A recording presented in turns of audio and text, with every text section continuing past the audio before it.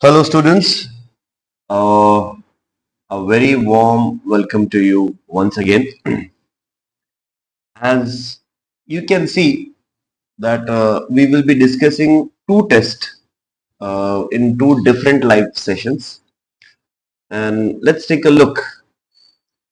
What we are trying to find out is how are we supposed to make an attempt to the week 3 sociology test.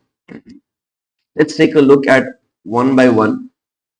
The syllabus that we are having in our today's test discussion is I will be asking question from the unit 4, and in that the last three thinkers that we are having, the thinker A, B, C, D, E and F. So we have a thinker, the fourth one, and that is Talcott Parsons. And then we have a thinker who is a student of Talcott Parsons. His name is Robert K. Merton. And then we are having the third thinker. His name is George Herbert Mead. The first question is, what is Talcott Parsons' theory of social equilibrium? Highlight the AGIL framework in the line of university. I consider that this particular question is easy as well as it is moderate at the same time. Why? Because the first half of the question, what is Talcott Parsons' theory of social equilibrium? This is a pretty straightforward question which is directly coming from your syllabus. But what makes any kind of a question to be more and more dynamic is the way how it is brought into the current affair relevance. They can create a question, highlight the AGIL framework of a parliament, highlight the AGIL framework of a temple, highlight the AGIL framework of a hospital. There is a probability that these questions might be created, but this is a previous year question in which they are asking, how do you want to connect this theory of AGIL? So what I will be doing is, in my introduction, I will try to provide a brief explanation that what is actually the Parsonian framework and how is he trying to connect with the topic of social equilibrium. Why? Because this term social equilibrium is very near, it is very dear to Talcott Parsons. He was trying to explain how the society maintains its coherence and stability.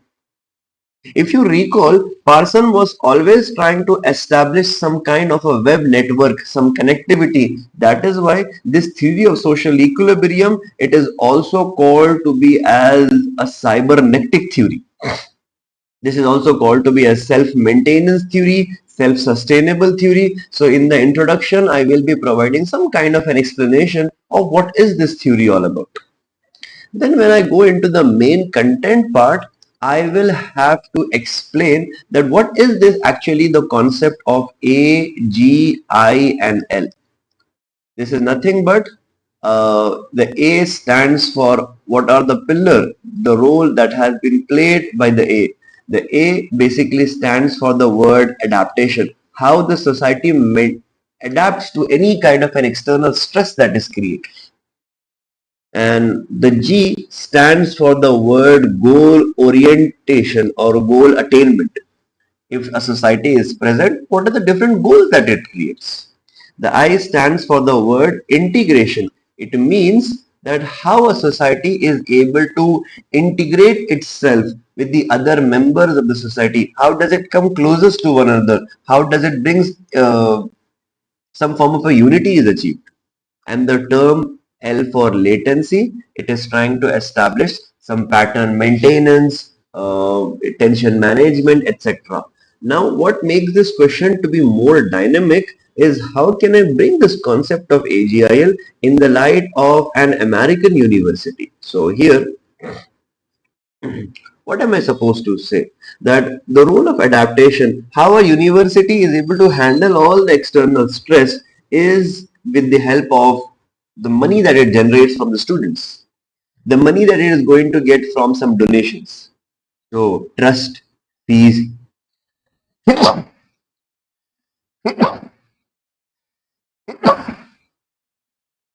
So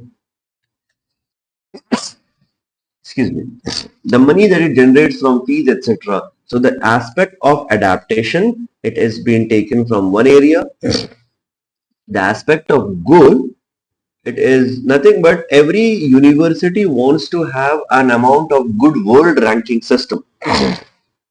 Although even there are some many other goals which are being created, but world ranking, goal orientation, the I for integration, it is trying to explain the I for integration, it is trying to explain that such a phenomenon of an integrating thought, it is still going to fetch a lot of importance.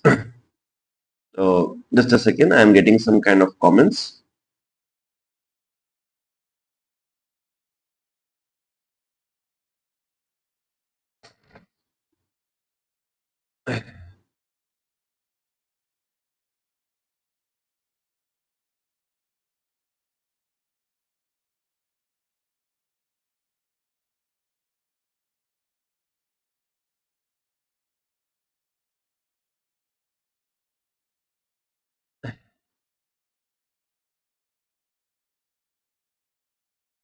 So the aspect of integration is there.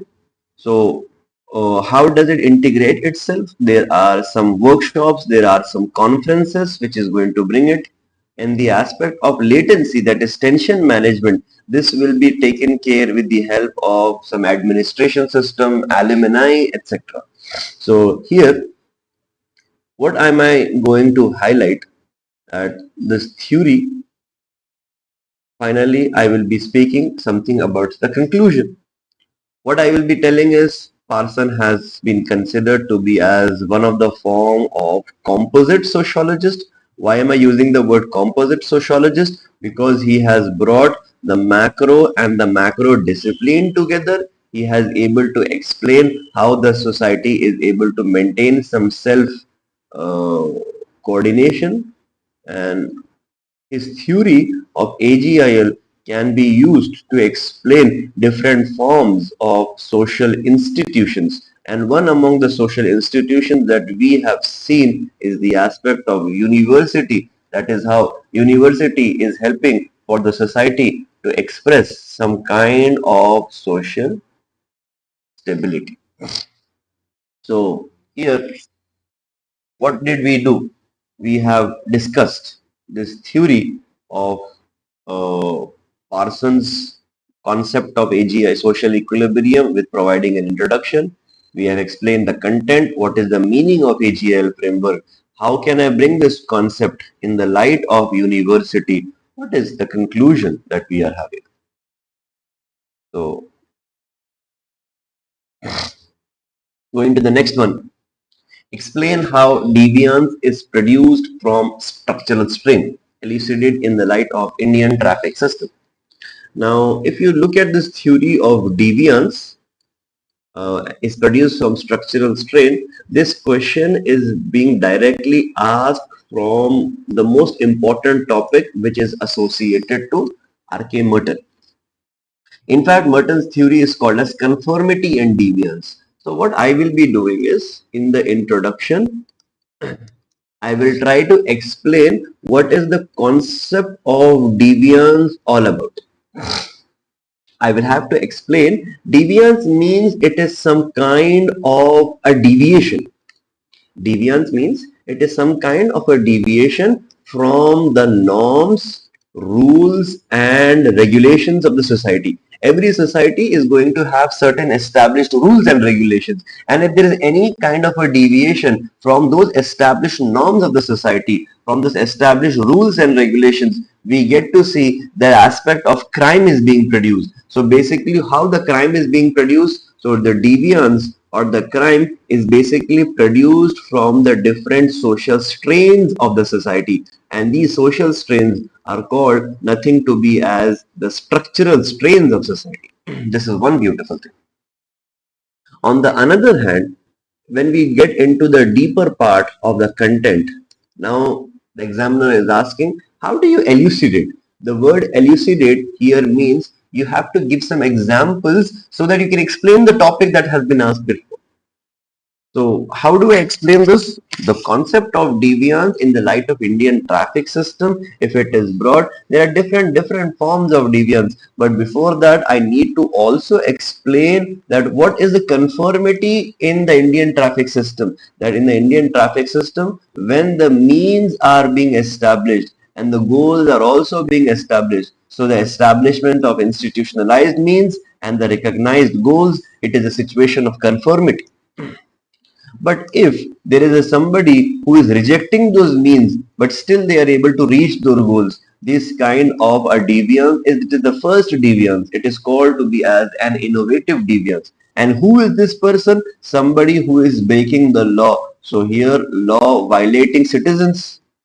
A person who is violating the law, he is creating the first innovative deviance. On the other hand, another deviance is somebody who's following the means but they are remaining ignorant towards the goals. Such kind of a deviance, it is called to be as a ritualistic deviance. It means they are just following the rules but they are forgetting what is the goal that they are having. So an ambulance, underspeed ambulance, an ambulance who doesn't speed to save the life of an individual. Underspeeding police car who is not speeding and not able to catch the thief. So if there is a person such as an ambulance or a police car who is following the means but they are not able to reach the goal, such as holding or catching a thief or saving the life of a person from going to a hospital, it is a ritualistic form of a deviance. On the other hand, if there is an ignorance from both the means of the goals, this is called to be as a retreatist deviance. Retreatist. And who is this person? A person who is rejecting the means and the goals. Example, those nuances which are produced on the road, such as stuntmen. They are following the means? No. They are triplets, they are not wearing the helmet, they are lifting the first wheel of the bike. So they are forgetting the means. And whatever the goals, their goals are also being rejected. So here, retreatist is one. On the other hand, if there is a rejection of the means and then there are new means produced, if there is a rejection of the goals, there are new goals produced. Such kind of a person is called to be as a rebellion deviance. And who is this? A person such as a good Samaritan. A person who is a good Samaritan, that individual, what they will be doing is they will try to change their means and their goals, and they create new means and new goals. They go in an ambulance to a hospital, that will be like a new means and the goals which are being produced. And then finally, what I will be doing in the conclusion, I will be explaining deviance is a very popular theory that has been given by Merton. I will try to explain this. Even though the change was unable to be expressed by Parson, but with the help of a rebellion deviance, Merton has expressed his change within the society. And we try to understand the relevance of this theory within the case of Indian traffic system. So here, what did we do in this particular question? We have tried to provide an introduction of what is the meaning of the term deviance. So deviance is a deviation. And we also try to connect with the word structural strain, social strain. Elucidate means you have to explain with examples. And what is that example? That example is the Indian traffic system. So here we have given the example that a person who is a law-abiding citizen, this is an example of a conformity situation. Somebody who is violating, this is an example of innovative. Somebody who is underspeeding, it's a ritualistic. Somebody who is overspeeding, like a stuntman, this overspeeding or a stuntman individual, is committing a retreatist deviance. Good Samaritan, who is leaving their bike, not going to the office, and rather they are going to a hospital within the ambulance, it is a rebellion form of a deviance. So in the conclusion, I try to say we explain Merton's theory in the light of Indian traffic system.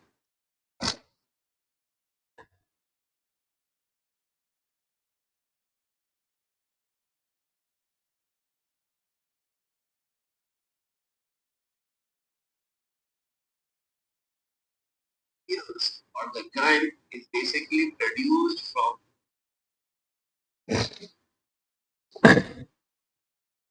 Next comes the question, what is the meaning of the word symbolic interactionism?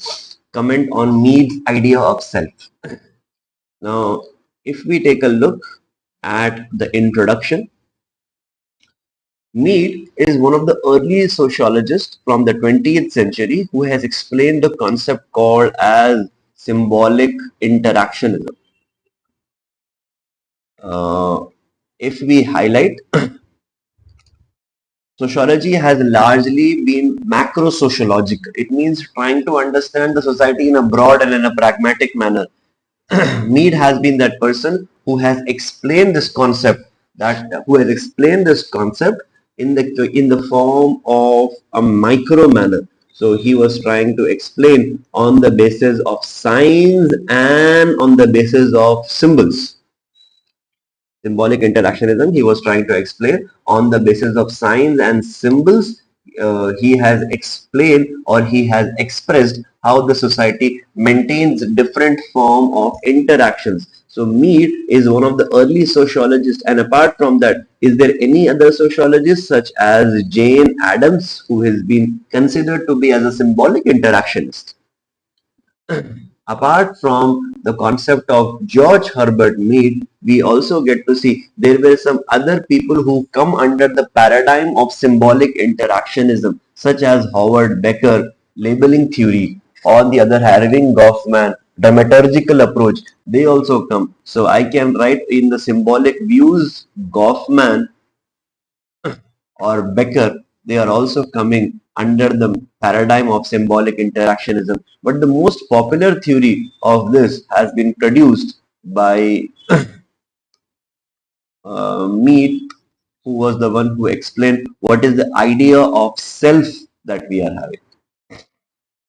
So if you look at Mead, he has explained that how the personality of a self is basically being developed. It is developed in three stages. The first stage is called as preliminary stage. In simple terms, we also call to be this as the birth stage.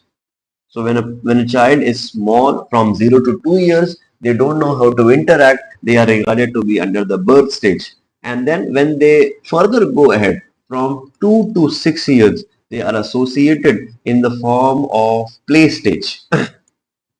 And when they are about to turn towards their adolescence, they have familiar to all the different roles that they can play. So birth stage, play stage, game stage are the different forms of development of the self. And there are two kinds of self that they are developed. One self in which they try to completely express themselves. This can be considered to be as a personalized version of them. This personalized self, it is called to be as the formation of I. On the other hand, those self which is associated not to just themselves, but rather it is a social, how the other people want them to behave. This phenomena is rather regarded to be as we. So personalized self and socialized self are the two contents. So what is symbolic interactionism? We try to provide that in the content, and when it comes to conclusion, you need to provide that Mead has been largely associated with micro-sociological explanation. Although this is considered to be as a form of a child psychology, but it helps to understand the evolutionary forms of social development. It helps us to understand evolutionary forms of social development. So just taking a look at once again, what have we discussed over here? What the first part of the question is, what is symbolic interactionism? I come into the introduction. I provide an explanation. What is symbolic interactionism? It's a micro way of looking at the society. We focus on signs and symbols, titles, and the labels attached to it. And apart from Mead, Jane Addams is also a popular symbolic interactionism. Irving Goffman, who is associated to dramaturgical approach. Howard Becker with the labeling theory, it is attached to it. And then we look at the concept of self, birth, play, game stage. The concept of self, personalized and the social, of I versus me. So here these are the different way. It's a micro-sociological theory associated with child psychology. Mead has helps to understand the evolutionary development of society. Wow, beautiful. Create a contrast on different types of pattern variable. Now, before we jump to the explanation part, can you just recall from which part of the syllabus this question has been taken? Contrast on different types of pattern variable. This question has been taken from the thinker known as Talcott Parsons. Once he has explained the social system, then he goes and explains the different forms of pattern variables which are being present. So Talcott Parsons has explained what are the different forms of pattern variables that are being established. So here in the introduction, when we take a look, what is the meaning of pattern variables? So Merton has explained that pattern variables is basically a form of a dilemma that is being produced between two different social systems. And what are those two different social systems? One which is produced from the Weberian thought, it is called to be as the personality subsystem. And another dilemma, it is coming from the Durkheimian thought, which is nothing but a collective value, which is called to be as those actions which are value oriented. Because if we want to highlight the personality subsystems are largely in the form of, what do we call them? Motivational oriented. And these collective value oriented, these are called to be as the phenomena of cultural subsystem. So in the introduction, I am going to say pattern variables. It is basically different patterns which are produced. And what are the variables? There are two variables that we are having. Those actions which are generated on the basis of individual, they are called to be as motivational oriented. Those actions which are being produced from the collectivity, these are called to be as value oriented. And then when I jump from the introduction and I want to explain what is the conclusion, I will be talking about different patterns which are being produced. For example, if there is a dilemma on the basis of orientation, if it is culturally oriented, they are going to consider the different form of ascriptive factors. If they are individual oriented, they are going to look at the different forms of achievement. If the dilemma is on the basis of judgment, here with descriptive factors, their judgment will be on the basis of particularism. If the judgment, it is on the basis of their merits, these judgment will be considered to be as a universalistic or universalism. What is the dilemma which is present on the basis of emotions? Here the emotions needs to be reflected. Therefore, there will be presence of affectivity. On the opposite side, the emotions needs to be hidden. It must be in a latent form. So here we consider this as affective neutrality. On the fourth, when we talk about the dilemma of relationships, the relationships are not so well established, so they are seen to be as diffusive. Here the relations are well defined, so they are defined on the basis of specificity. And how do we see the goals? They tend to represent collective common goals. Here they are having individualized self goals. And then, so if we take a look, if this is the content that we are having. On the another hand, what is the conclusion that I am going to highlight? I am going to highlight Parson has explained the concept of pattern variables. This is an inspiration that he has used from the concept of Ferdinand Tönnies, where the aspect of cultural subsystems has largely been referred to be as the phenomena of Gemeinschaft, Parson has simplified this and says this is the concept of Venus that we look into. On the other hand, if we look at individualized self, this concept is considered to be as Gesellschaft. This is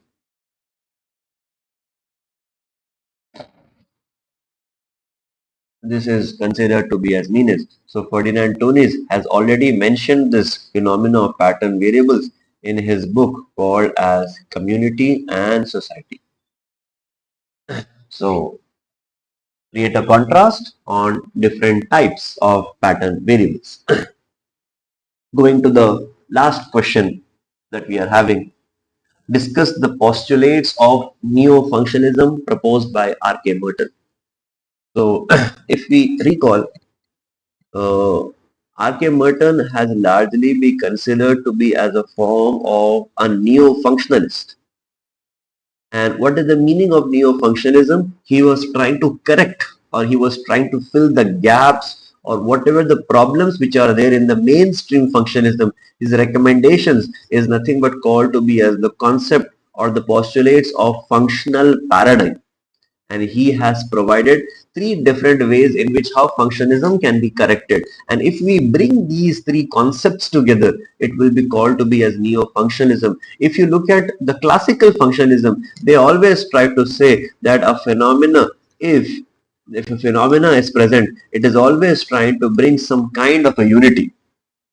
So Merton says not always possible. A phenomena can bring unity. It can also bring disunity. So therefore, it can be responsible in considered to be as dysfunction. For the first time, this term dysfunction has been mentioned by R.K. Merton. On the other hand, he looks at classical functionalism. They try to say if a phenomena is present, it is always universal. Classical functionalists will tell this. Merton will come and say, not always possible, a phenomena might always be universal. Even in fact, it can be non-universal. It can be even absent as well. So he adds the term that if a phenomena is absent, it can be considered to be as non-functional. On the other hand, there is a postulate given by classical functionalists which is called to be as indispensability. It is always going to be present. So he is going to say there is nothing present to be as indispensable, but rather it can be substituted with something else.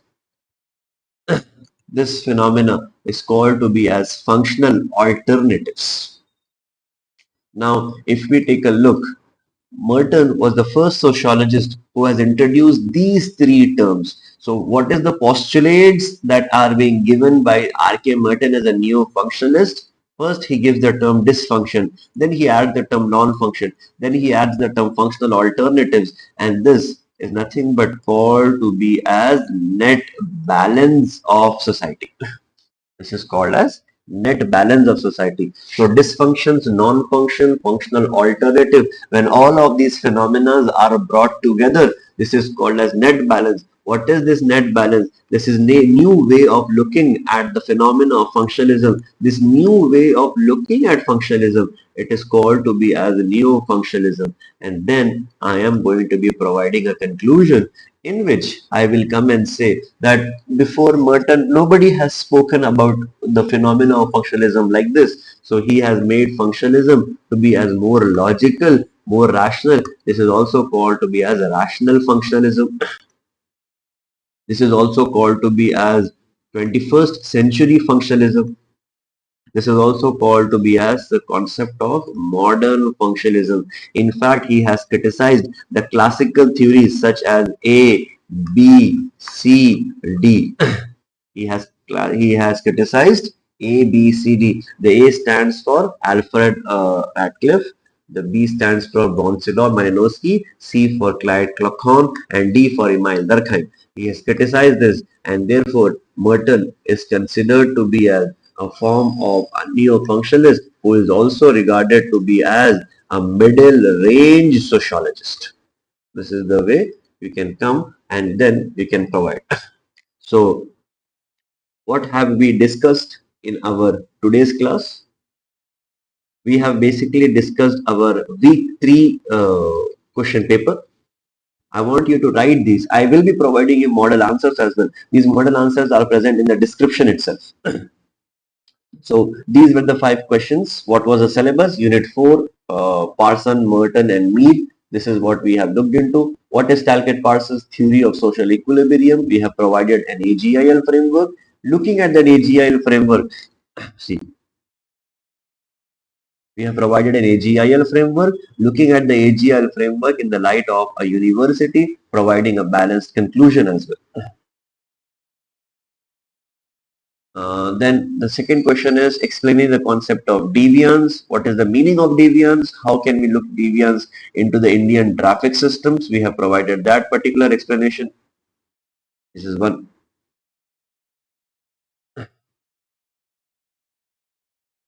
So next is what is the meaning of symbolic interactionism, etc. We have tried to look at the different content, micro-sociological, etc. And then uh, contrast of different types of pattern variables and 2 types of pattern variables. What is the comparison that we are having between them? And then we are trying to look at Ferdinand Tony's concept. And last is Merton's neo-functionalism. 3 types, 3 postulates: dysfunction, non-functional, alternatives. This is the net balance of society. That is why Merton is called to be as a neo-functionalist. That's it in our today's class. I will be next discussing the test number 4, in which the syllabus is Unit 5 and Unit 6. I will see you in the next live session. I hope you are making the session more interactive, more lively. You get to learn from this discussion. You get a live idea about it. You write the questions. You compare it with the model answers. That is the whole point, to make sure you stick with the preparation.